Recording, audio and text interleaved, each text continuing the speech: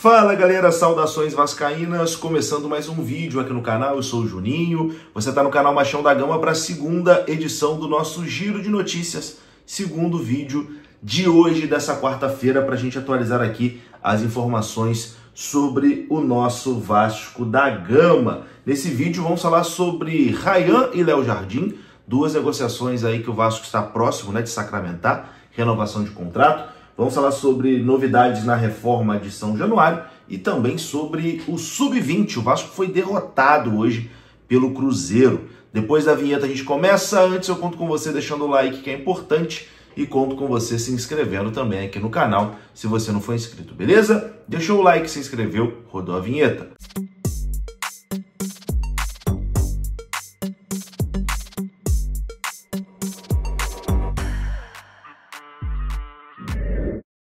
Bora lá então, meus amigos, começando aqui mais um vídeo. Vamos naquele pique, hein? Direto para os assuntos, sem enrolação. Vamos falar de Vasco da Gama e a gente começa falando sobre Sub-20, né? O Vasco hoje perdeu no Brasileirão Sub-20. O Vasco foi derrotado pelo Cruzeiro por 3-1 em São Januário.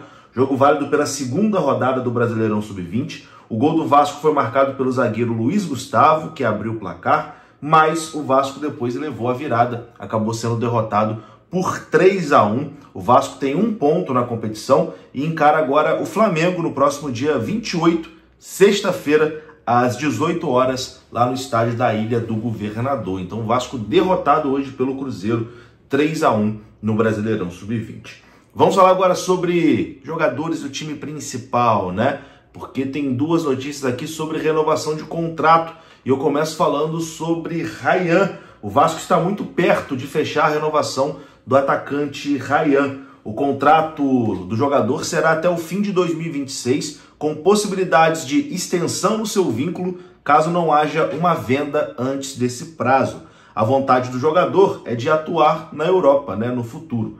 O Vasco e o staff do atleta estão na fase final de trocas de documento, para poder finalizar esse acordo que deve ser anunciado nos próximos dias. O contrato será renovado até o fim de 26, com possibilidade de renovação, caso o jogador não seja vendido até lá. Rayan e Valkmar, que é o pai do atacante, têm uma ótima relação com o Vasco e não queriam sair do clube de uma forma danosa ao Vasco, deixando o Vasco sem nada.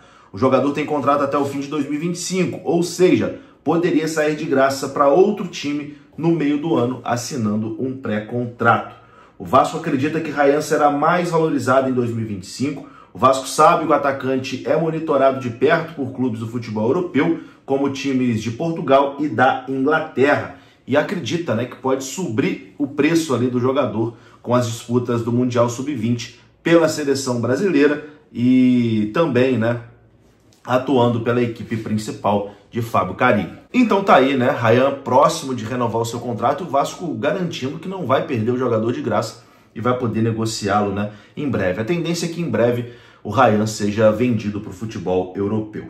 Outro jogador próximo de renovar com o Vasco é Léo Jardim, O Vasco ofereceu um novo contrato ao goleiro até 2028.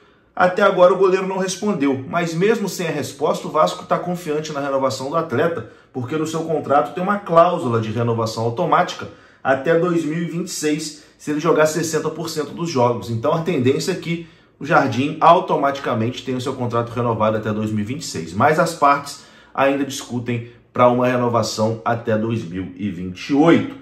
Vamos falar agora sobre reforma de São Januário, porque o vice-presidente do Vasco, o Renato Brito Neto, o Renatinho, falou sobre a reforma de São Januário e trouxe algumas novidades. Confira só. Conseguiria iniciar, só que dependeria um pouco do nosso senso de responsabilidade quanto a isso, de não parar no meio do caminho. E aí, qual é a solução que a gente está dando, a gente está negociando com um banco de investimento e com uma empresa muito grande do mercado de show, do mercado de business, que procurou o Vasco. Isso foi bem bacana. Assim, não foi nenhuma procura ativa, Foi uma procura que veio dessa empresa, que é muito grande. Em breve a gente vai poder divulgar o nome, acho que todo mundo vai ficar bem feliz. E essa empresa trouxe com ela esse parceiro financeiro, que é um banco de investimento.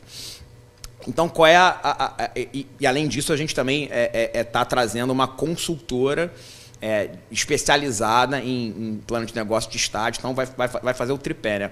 Banco de investimento para estruturar o financiamento. Essa empresa de show business, eu posso falar assim, né? Que vai trazer toda a sua expertise de comercialização, enfim, explorar o estádio enquanto negócio. E essa empresa de gestão de estádio, que vai fazer, se tudo correr bem, planejamento estratégico, plano de negócio do estádio para que ele seja rentável. E aí, qual é a grande questão da estruturação financeira? A gente primeiro tem que fazer a SPE. O que é a SPE? É a Sociedade de Propósito Específico.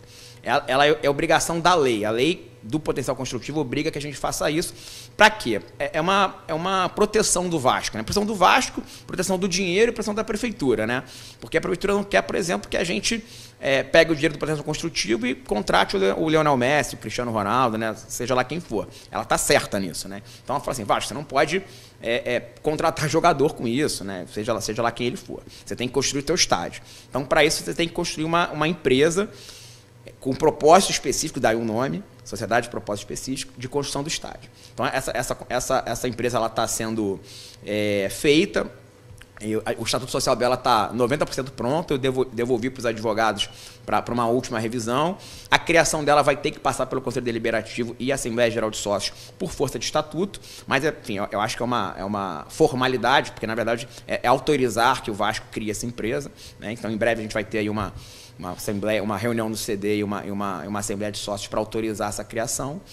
E aí ela vai viver enquanto durar a obra do estádio. Quando acabar a obra, né, que é o famoso habites, ou seja, quando a prefeitura falar, Vasco, o estádio está pronto, estou te dando aqui o habites, que é o certificado de obra pronta, né, vamos chamar assim, essa empresa morre. E aí a gente quer substituir essa empresa para uma outra empresa que vai ser a gestora do Estádio São Januário dentro de um fundo de investimento, né? Por que esse fundo? Porque esse fundo ele vai permitir primeiro que vai dar governança, vai dar profissionalização, né? Assim, vai ter transparência. Esse fundo vai estar regulado pela CVM, então não vai ter como ter confusão de dinheiro. Então, na verdade, a gente vai dobrar ou triplicar a segurança e a transparência e a governança que a lei exigiu. A lei exigiu SPE, conta garantia e seguro. A gente vai entregar um fundo regulado pela CVM. E aí essa empresa vai ter diretor comercial, diretor jurídico, diretor de patrimônio, CEO, parará. E obviamente ela vai ser 100% do CRVG, né? Vai ser cotista único e vai estar assim, vai ser uma unidade de negócio. A gente quer transformar o estádio numa unidade de negócio, ali pendurado no CRVG, mas com olho clínico direto para ele e também por conta dessas regulações todas. E aí nesse fundo você consegue ter diversas soluções de funding, de financiamento, né?